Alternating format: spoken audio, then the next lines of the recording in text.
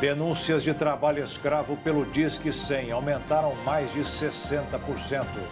Especialistas ensinam que repelentes funcionam como boa alternativa para combater o mosquito da dengue. Procura pelas vantagens das milhas dos cartões de crédito bateu recorde.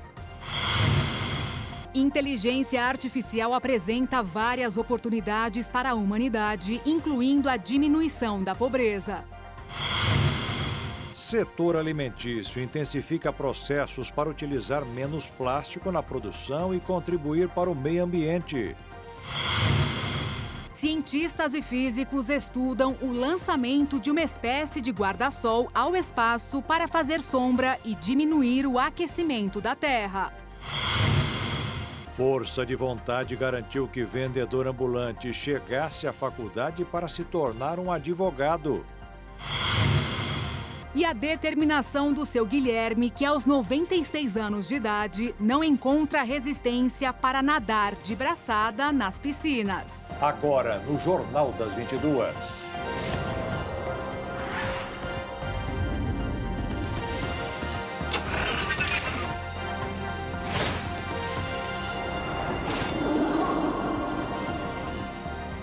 Olá, boa noite. Boa noite. As denúncias de trabalho análogo à escravidão dispararam no país. Os alertas registrados através do Disque 100 tiveram aumento de 61%. As denúncias relacionadas a violações de direitos humanos aumentaram em mais de 45% no ano passado. Os alertas foram enviados através do Disque 100, um canal de denúncias aberto para que toda a população informe crimes e ilegalidades contra qualquer pessoa. Em 2023, foi registrado o maior número de denúncias de trabalho escravo desde que o canal foi aberto em 2011. Mais de 3.400 registros foram verificados em todo o país, um aumento de 61% na comparação com o mesmo período do ano passado. Inclusive, devido à alta demanda relacionada ao tema, o Ministério dos Direitos Humanos realizou um treinamento específico para que os atendentes do Disque 100 possam acolher, reconhecer e encaminhar corretamente essas denúncias. Uma das estratégias do Ministério dos Direitos Humanos para garantir a proteção de todas as pessoas no país é a ampliação das atribuições da ouvidoria. Agora, além de receber as denúncias, o Ministério ajuda a encaminhar os alertas e também acompanha as vítimas através de uma rede de fortalecimento de direitos humanos em todo o território nacional. Nós vamos conectar todas as organizações nos estados brasileiros que cuidam de direitos humanos, porque nós queremos revolucionar o que a gente chama de Disque 100. A Ouvidoria Nacional de Direitos Humanos não pode só ouvir, ela precisa falar também. Nós precisamos acompanhar o que acontece. Nós precisamos ter no território quem é que vai cuidar das pessoas, precisamos acionar os nossos parceiros. E por isso que a Rede Nacional de Evidência vai ser fundamental que ela se funda, que ela seja um projeto que se una com essa rede nacional de defensores e defensoras de direitos humanos que nós vamos criar no Brasil. Já a secretária executiva da pasta destacou durante evento realizado no Ministério a necessidade de trabalhar com dados sólidos e evidências científicas para balizar a construção de políticas públicas e fortalecer a democracia. Estamos, portanto, trabalhando intensamente para subsidiar a tomada de decisão política acertada sobre a efetivação dos direitos humanos no Brasil.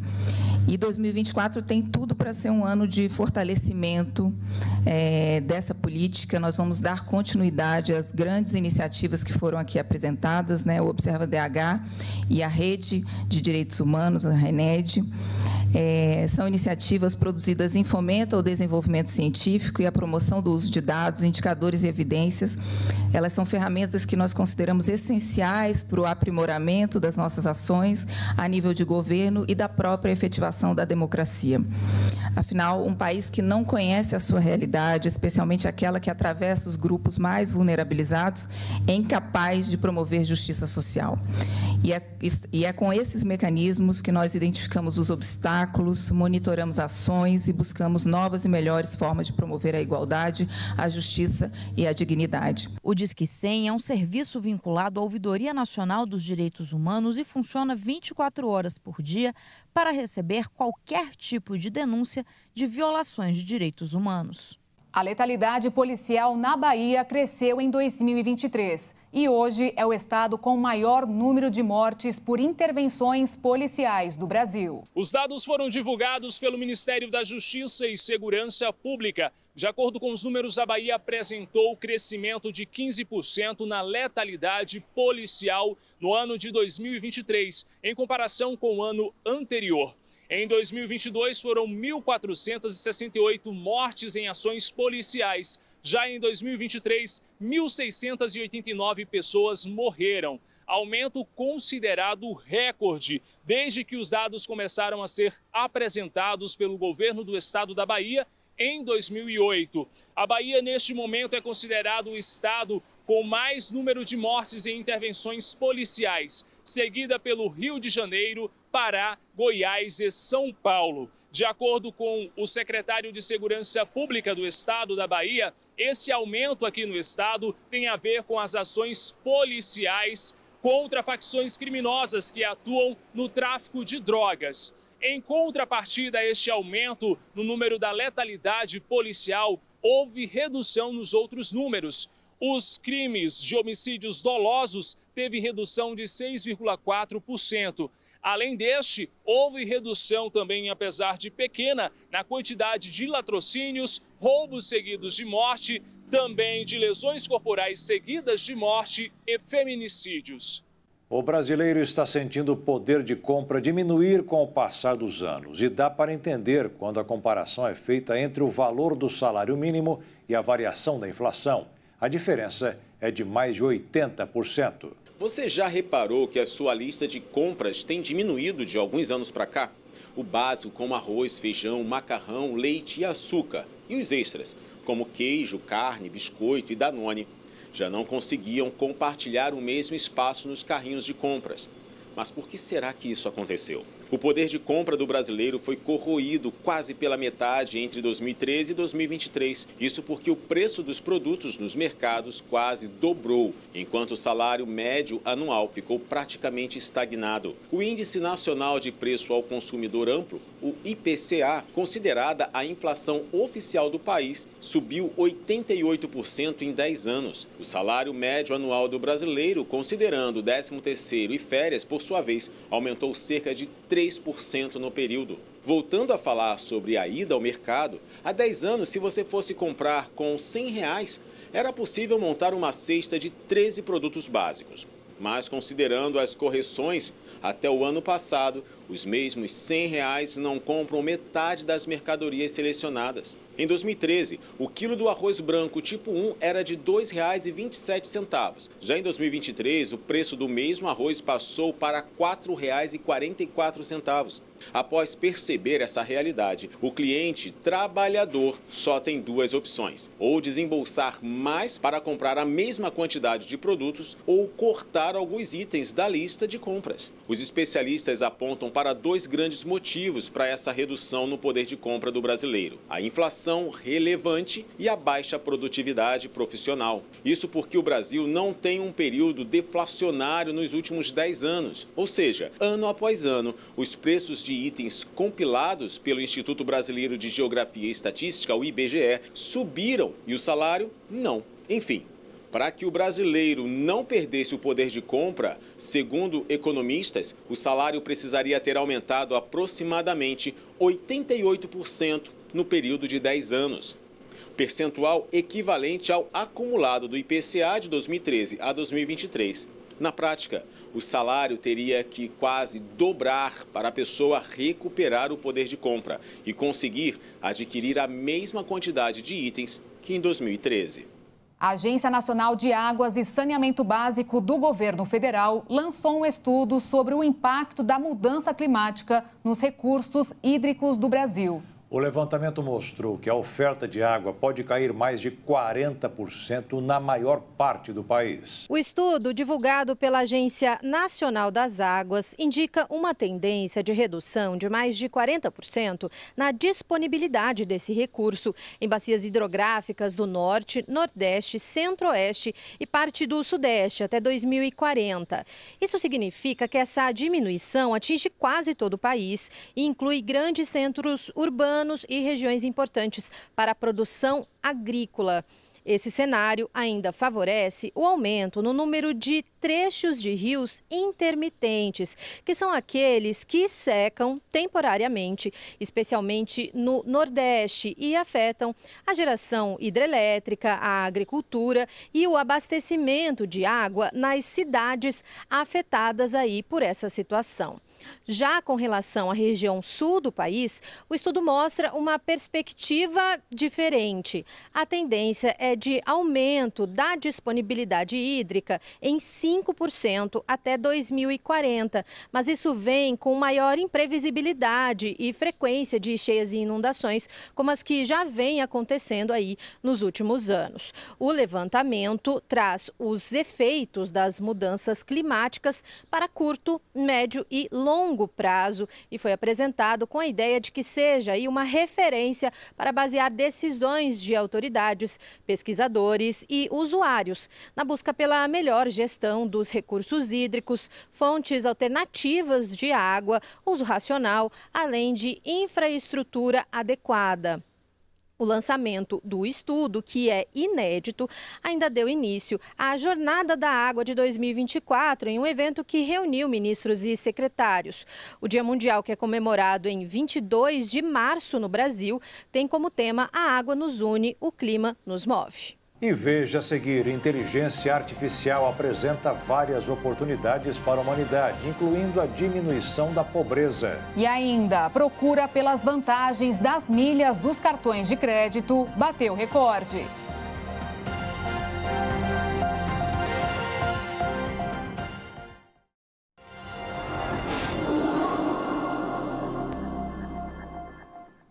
Em 2023 foi o ano em que as pessoas mais buscaram informações sobre milhas. Os dados do Google Trends são compilados desde 2004, ano que começou a série histórica da plataforma. Os programas de milhagem são aqueles em que os clientes acumulam pontos para trocar por passagens, assentos mais confortáveis, diárias em hotel, produtos eletrônicos, ingressos de show ou ainda cashback. Segundo a Associação Brasileira das Empresas do Mercado de Fidelização, os brasileiros valorizam cada vez mais esse tipo de programa. Houve, inclusive, aumento no percentual de pessoas que realizam compras em marcas que oferecem fidelidade ou benefícios, de 72% em 2022 para 85,2% em 2023. A alta pode ser atribuída pela diversificação do portfólio das companhias, que ampliaram as oportunidades de acúmulo e de resgate de pontos e milhas. Das perguntas mais feitas no Google estão: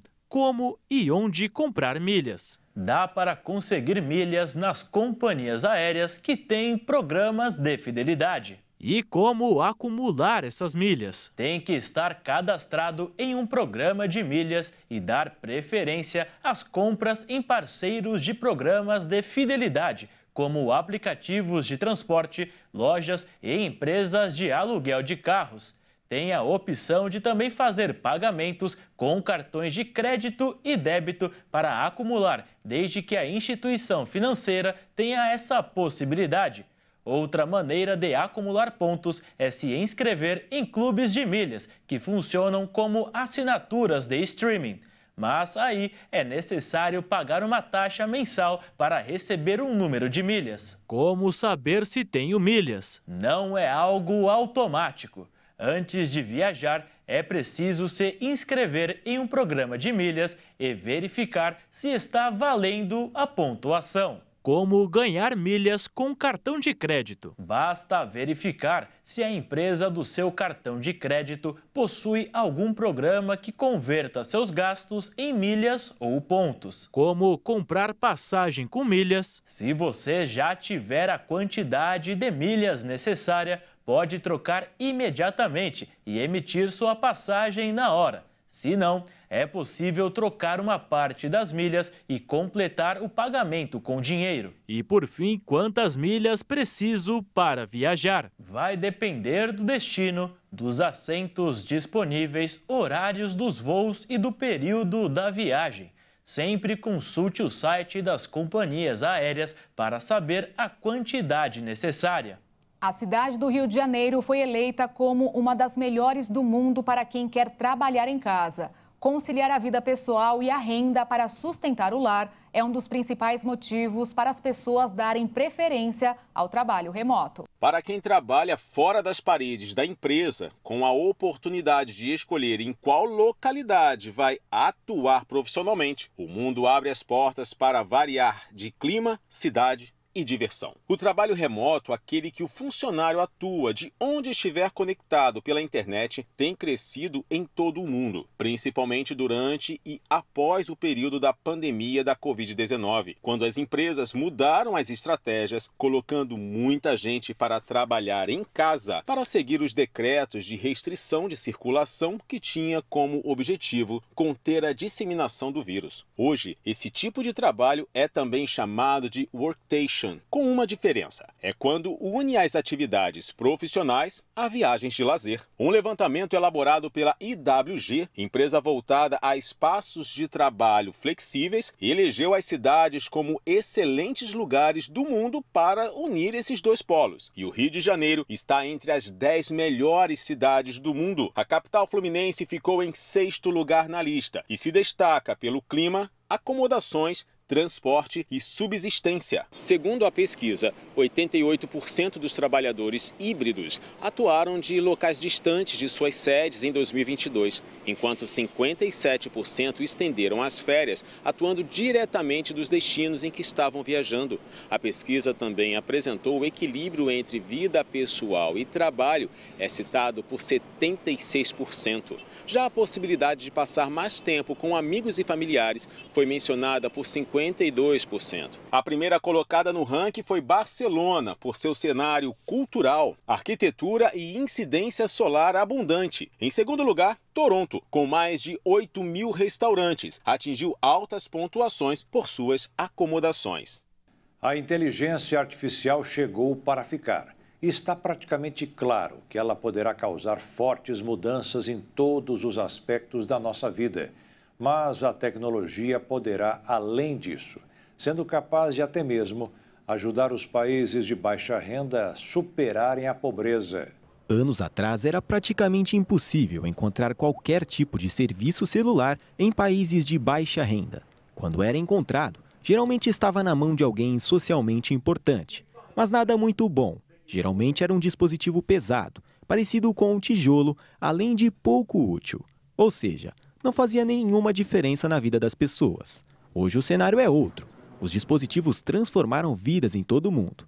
As 4 bilhões de pessoas que vivem em países de baixa renda ou média baixa têm muito mais acesso à informação, além de que conversam por chat diariamente com amigos em lugares distantes. Mas como sempre acontece, os países ricos se beneficiam primeiro. Se o alto custo de treinar os modelos de inteligência artificial caírem, os gastos para levar a tecnologia aos mais pobres poderia também cair. Além disso, não precisarão de um dispositivo novo, poderão acessar através daqueles que já possuem. Os benefícios com isso são diversos. Como os países ainda em desenvolvimento não possuem tantos profissionais qualificados, a IA poderia aliviar essa falta, mas não substituindo aqueles que já existem, mas sim ajudando na capacitação desses profissionais, assim podendo aumentar os níveis gerais de saúde e de educação. Outro ponto é principalmente na educação dos mais novos. Um aluno que, por exemplo, está num país mais pobre, ao estudar 6 anos, ele retém somente um conhecimento equivalente a 3 anos de aprendizado. Mas a implementação de um chat virtual poderá resolver tudo isso. Ele seria capaz de dar atenção exclusiva para cada criança, a qualquer hora do dia e nunca ficar cansado. E se a abordagem não estiver funcionando, a IA pode mudar completamente em sua forma que interage com as crianças. Para a assistência de saúde, usar a inteligência artificial é mais arriscado. Se a tecnologia falhar na educação, um aluno apenas vai tirar uma nota ruim na prova. Mas se falhar durante uma cirurgia, um paciente poderá morrer. Mas ainda assim, alguns kits médicos feitos pela IA podem ser usados. Um exemplo são os dispositivos de ultrassom, capazes de interpretar escaneamentos e detectar tuberculose em raio-x de tórax. Essas interpretações poderão também facilitar o conhecimento médico mundial. Com o forte calor dos últimos dias, especialistas orientam as pessoas a tomarem bastante água, mas cada pessoa tem a sua quantidade necessária. Quando a questão refere-se à quantidade de água a ser ingerida por dia, muitos têm a mesma opinião. Uns 2 litros de água? 2,5. Uns 2 litros. As principais recomendações realmente apontam para essa média de 2 litros diários. Mas estudos sugerem que esse número não é ideal para todos. Na verdade, já tem até uma fórmula que revela a dose certa para cada um. Cada um é diferente de outra pessoa. Então, as necessidades, elas podem mudar. O peso, quanto maior o peso, quanto mais peso uma pessoa tiver, maior a necessidade de líquido também. Por isso que a calculadora ela pode ser um norte ali para nos ajudar. Essa conta matemática considera que são necessários 35 mililitros de água para cada quilo do peso corporal da pessoa. Assim, se ela pesa 60 quilos, por exemplo, multiplica-se 60 por 35 e o resultado será de um pouco mais de 2 litros de água por dia. Mas a especialista diz que outros líquidos também podem ser incluídos nessa conta. As bebidas líquidas vão nos ajudar muito. Quando a gente fala em água de coco, eu já consigo ali ter mais minerais para o dia a dia. O suco, ele é um bom veículo também, uma boa forma de hidratar. Só que tem que ter cuidado, principalmente quem tem pré-diabetes e diabetes. E de volta à quantidade,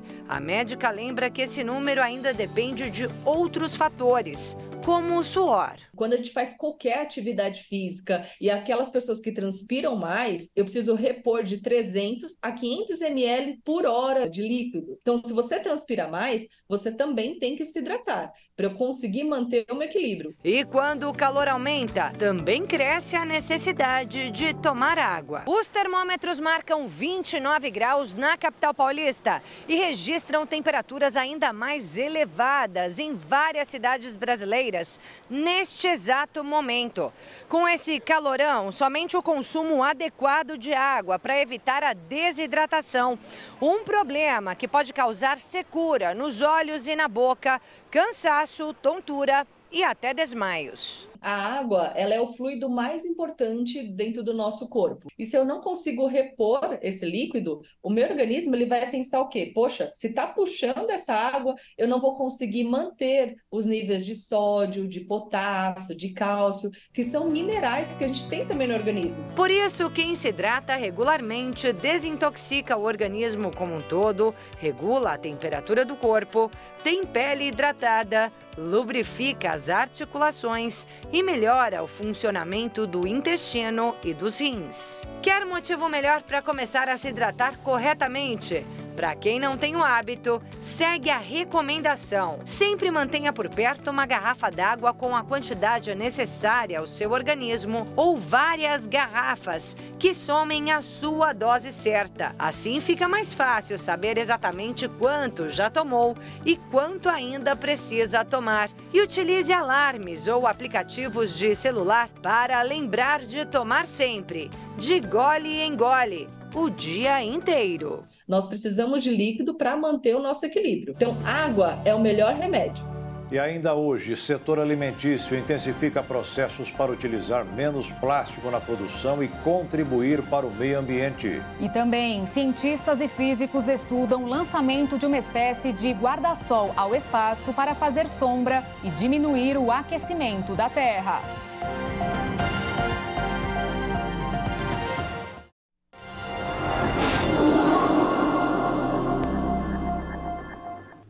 Pensando em alcançar metas relacionadas à Agenda 2030 do Pacto Global da Organização das Nações Unidas, grandes marcas de alimentos têm focado na sustentabilidade, diminuição do uso de plástico e a redução da pegada de carbono. A preservação do meio ambiente se tornou um dos principais pilares para o Plano de Boas Práticas em Meio Ambiente, Social e Governança da ONU pelas empresas. Além de práticas como a adoção de embalagens sustentáveis, também apostam em alterações desde a produção. A Hershey's anunciou, por exemplo, a meta de reduzir o consumo de água em 25% até 2025, enquanto a Coca-Cola quer tornar 100% de suas embalagens recicláveis. Uma tendência seguida pela PepsiCo, fabricante da Pepsi, Doritos e Lay's, que tem como objetivo ter embalagens mais sustentáveis e reduzir o uso de plástico virgem em 50% em seu portfólio global de alimentos e bebidas até 2030. Essas mudanças, aliás, são exigidas pelo próprio consumidor, que tem buscado consumir produtos de formas mais conscientes, de marcas que sejam socialmente responsáveis e que façam parte do acordo global voltado à sustentabilidade. Uma pesquisa global da multinacional francesa de alimentação corporativa Sodexo mostrou que 5,79% da população mundial considera urgente a adoção de uma alimentação sustentável. A França aparece com 82% desse pensamento, Inglaterra 73% e Estados Unidos 72%. No Brasil, a percepção é ainda maior. Dos 1.525 brasileiros entrevistados, 89% apontaram urgência no assunto.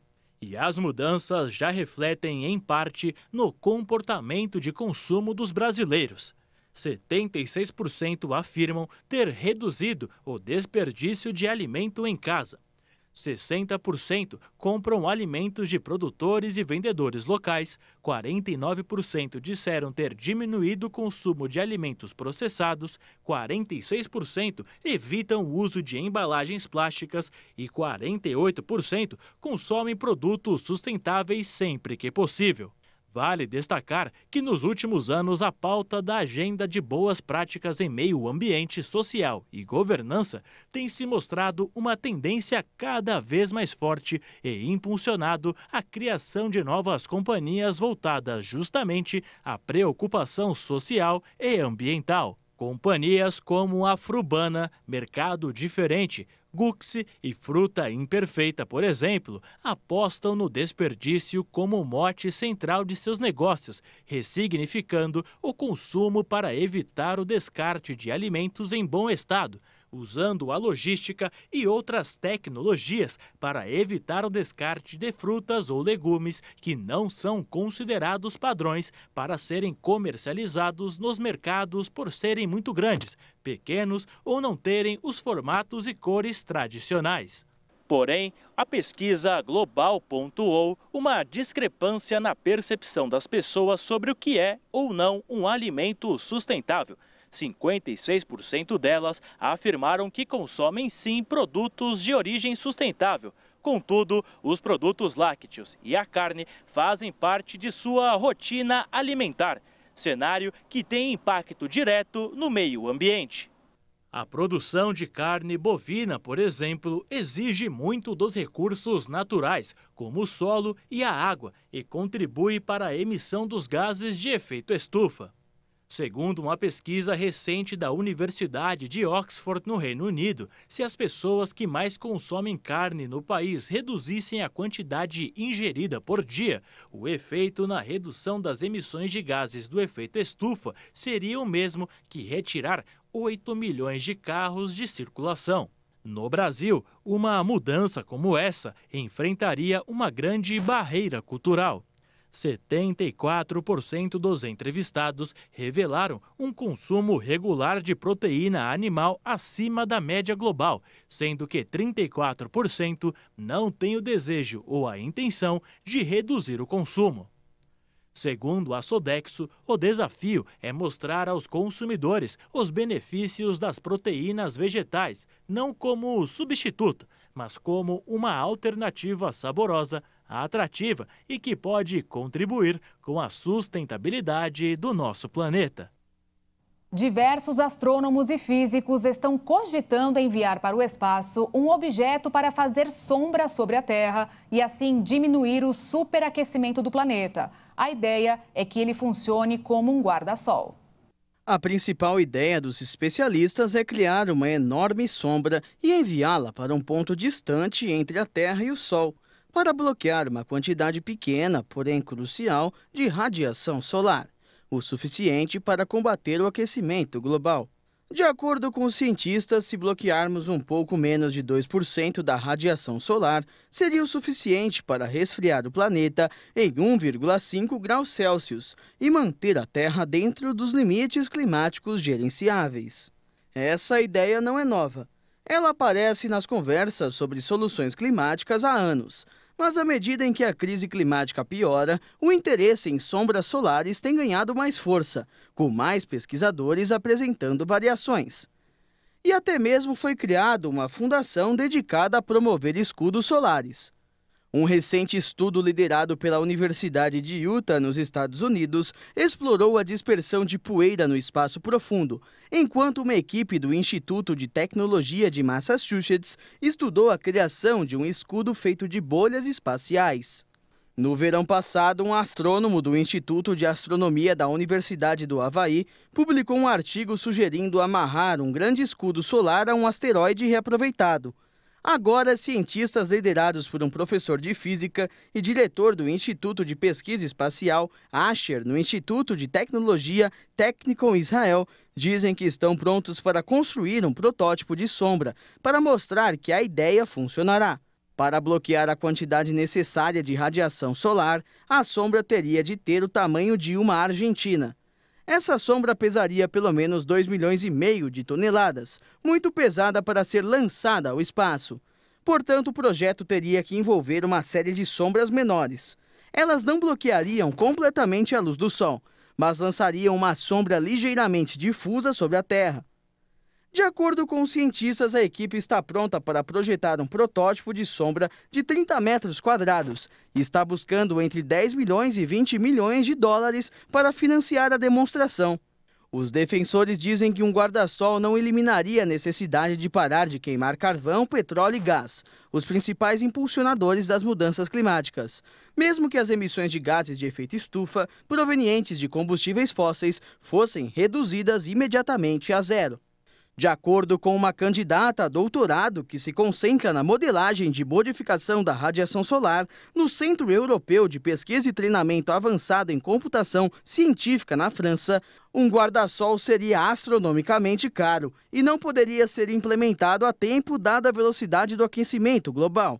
Além disso, uma tempestade solar ou colisão com rochas espaciais poderia danificar o escudo, resultando em um aquecimento repentino e rápido, com consequências desastrosas. Para ela, o tempo e o dinheiro seriam mais bem gastos trabalhando para reduzir as emissões de gases de efeito estufa e removendo o dióxido de carbono da atmosfera, com uma pequena parte da pesquisa dedicada a ideias de geoengenharia solar. Mas os defensores do sombreamento solar dizem que, neste estágio, a redução das emissões de gases de efeito estufa não será suficiente para evitar o caos climático, que a remoção de dióxido de carbono tem se mostrado extremamente difícil de realizar e que toda solução potencial deve ser explorada. O mês de fevereiro promete ter o registro de vários fenômenos astronômicos. Além da chuva de estrelas cadentes e passagem de cometa, haverá conjunções de objetos no espaço. O Observatório do Valongo, da Universidade Federal do Rio de Janeiro, listou uma tabela astronômica com uma série de eventos para o mês de fevereiro. Além das junções entre a Lua e Vênus, Marte e Saturno e a chuva de meteoros Alfa Centauridas risca o céu durante todo o mês. Outros fenômenos também podem ser admirados nos próximos dias. Um astro que vai chamar a atenção é o cometa Pan-STARRS, que deve ficar visível e atingir o ponto de maior proximidade com a Terra no dia 14.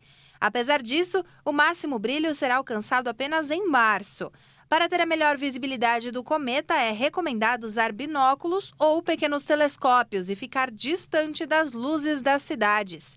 Também estão previstas as conjunções entre a Lua e Júpiter no dia 14.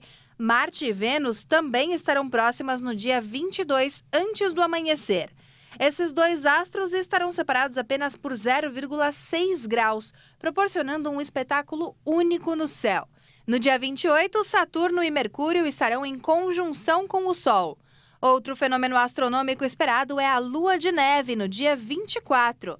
A origem do nome vem das tribos de nativos americanos do Nordeste dos Estados Unidos, por causa das intensas nevascas que ocorrem nessa época do ano. É impossível não se preocupar com os animais de estimação na hora de viajar. Com direito a tratamento VIP, muitos tutores têm optado pelo serviço chamado Pet Sitter.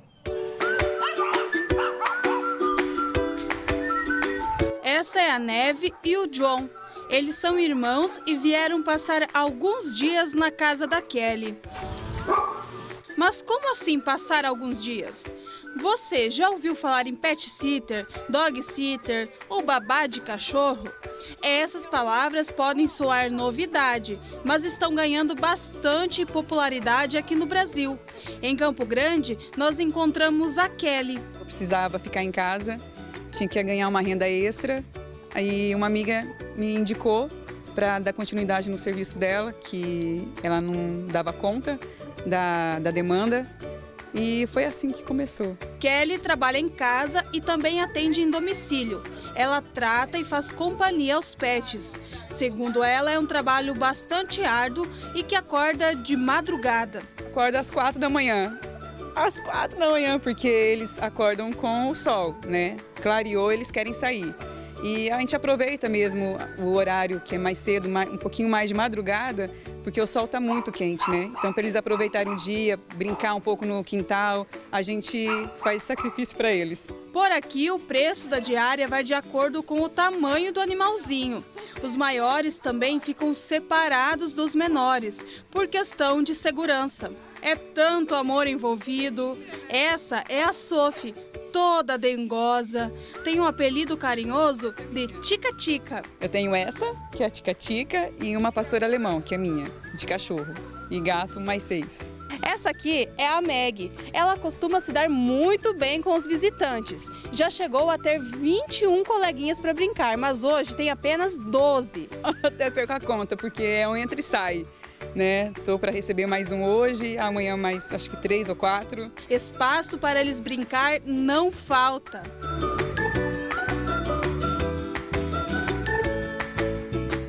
E veja, seguir força de vontade garantiu que vendedor ambulante chegasse à faculdade para se tornar um advogado. E também a determinação do seu Guilherme, que aos 96 anos de idade não encontra resistência para nadar de braçada nas piscinas.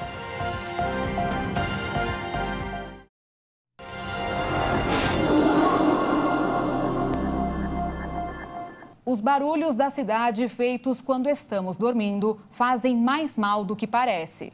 Um estudo feito durante 30 anos revelou que a britadeira ou a briga do vizinho podem ter provocado, além do nosso mau humor, um problema cardíaco. Quem nunca teve o sono interrompido pelo som alto de uma festa ou por um vizinho barulhento? Mas o que muitos não sabem é que, quando frequentes, esses barulhos podem causar danos à saúde. É o que mostra um estudo publicado pela Universidade de Harvard em dezembro do ano passado.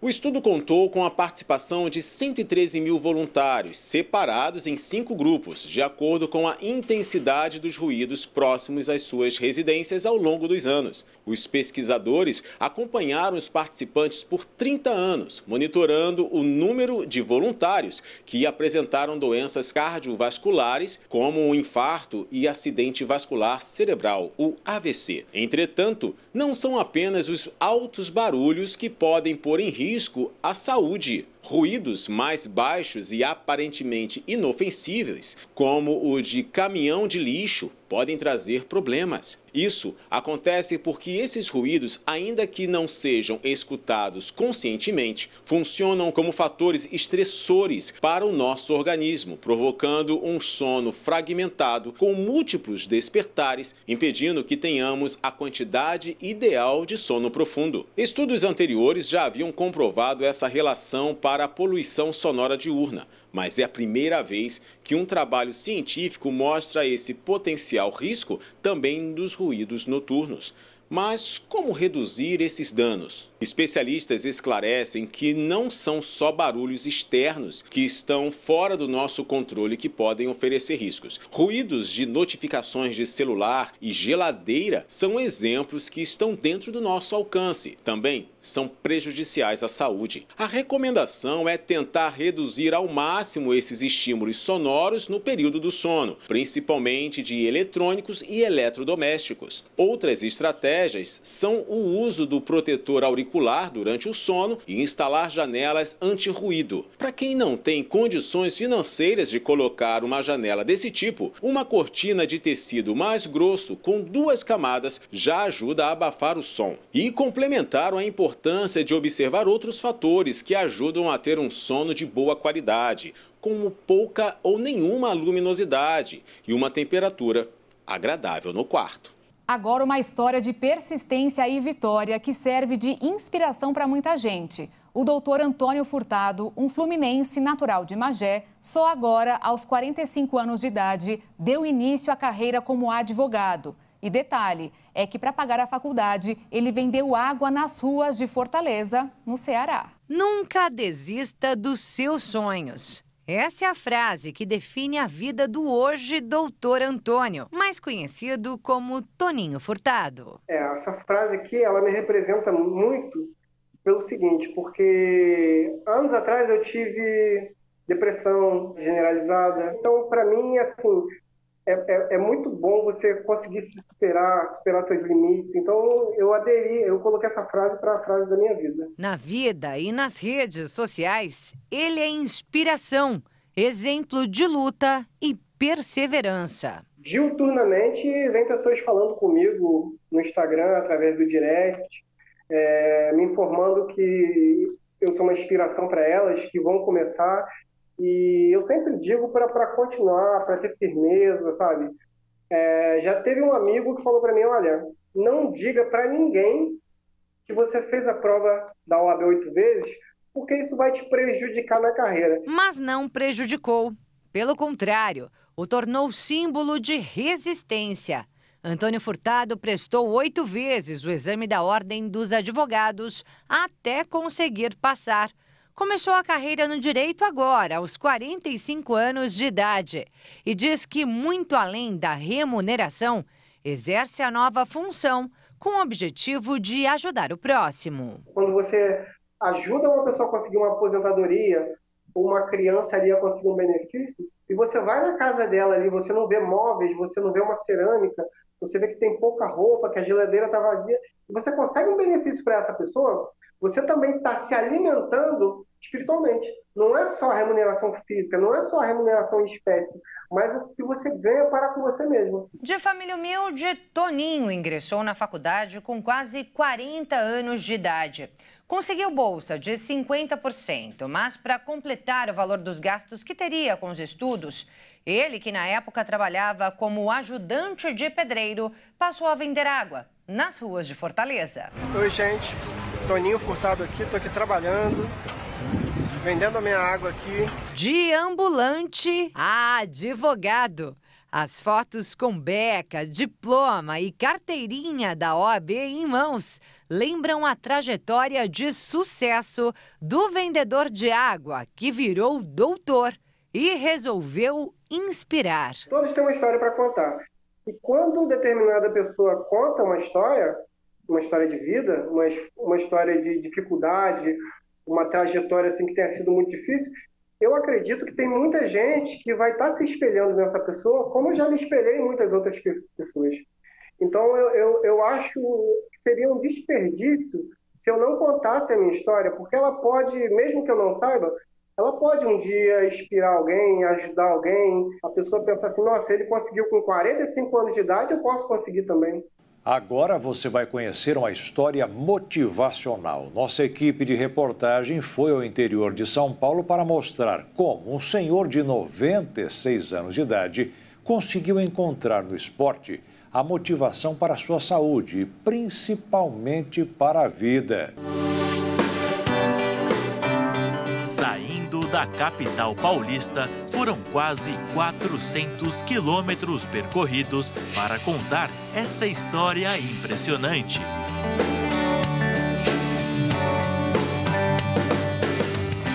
Com pouco mais de 115 mil habitantes, Catanduva é uma cidade que tem uma personalidade daquelas que dá orgulho de conhecer.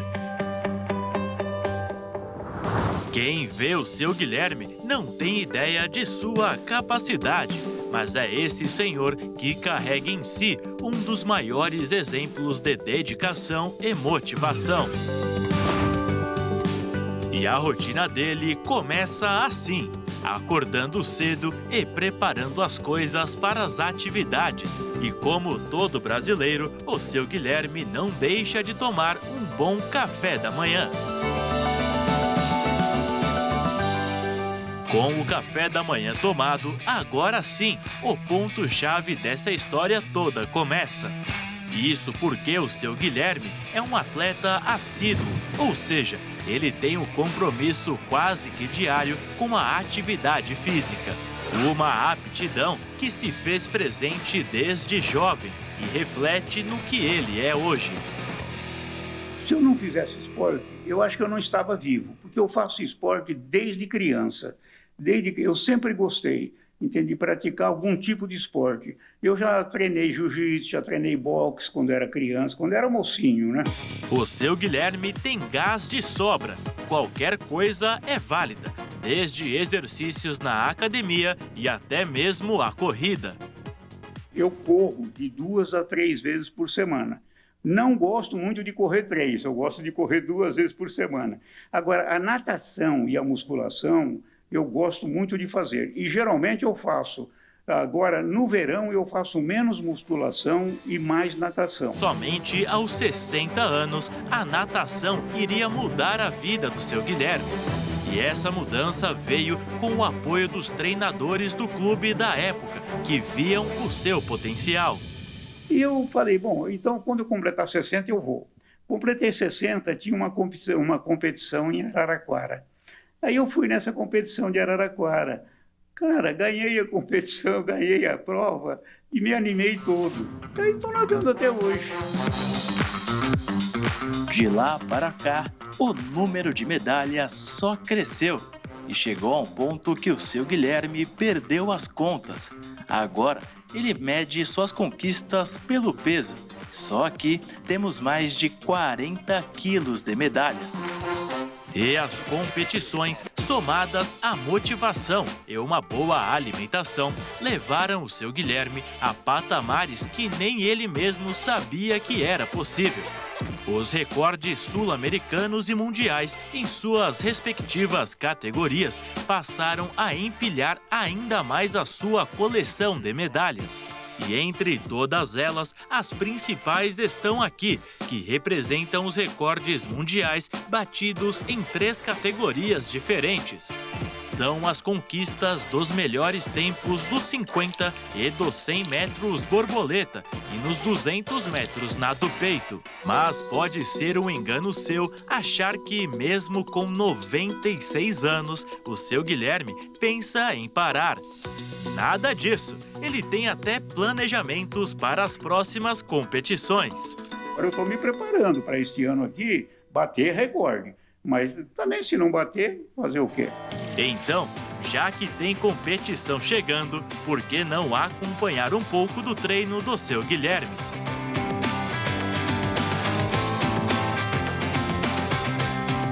A chegada no clube de tênis da cidade de Catanduva já demonstra o porquê do seu Guilherme ser tão vencedor. Ele mal chega no clube e vai direto à academia. A atividade feita, corpo aquecido. Bora pra piscina, que ainda tem treino para ser feito. É nado peito, borboleta e crawl. Com o apoio do treinador, o seu Guilherme nada por mais ou menos 1 hora e sempre contando o tempo para chegar cada vez melhor nas competições. E é aqui nessa piscina que o seu Guilherme passa boa parte do seu tempo.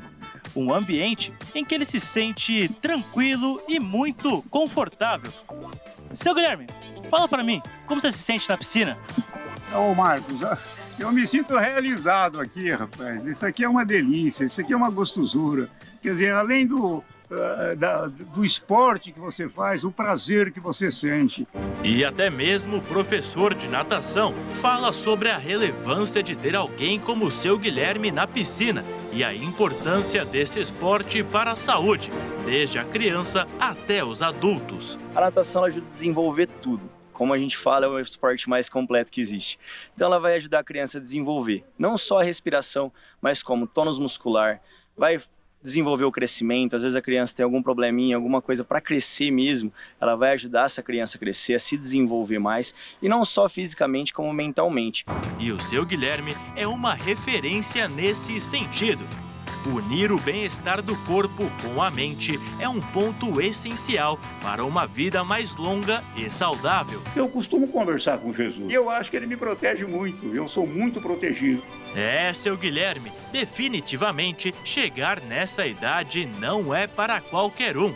Mas quem sabe essa história não sirva de exemplo para tantos outros idosos que possam encontrar no esporte a motivação para uma vida melhor.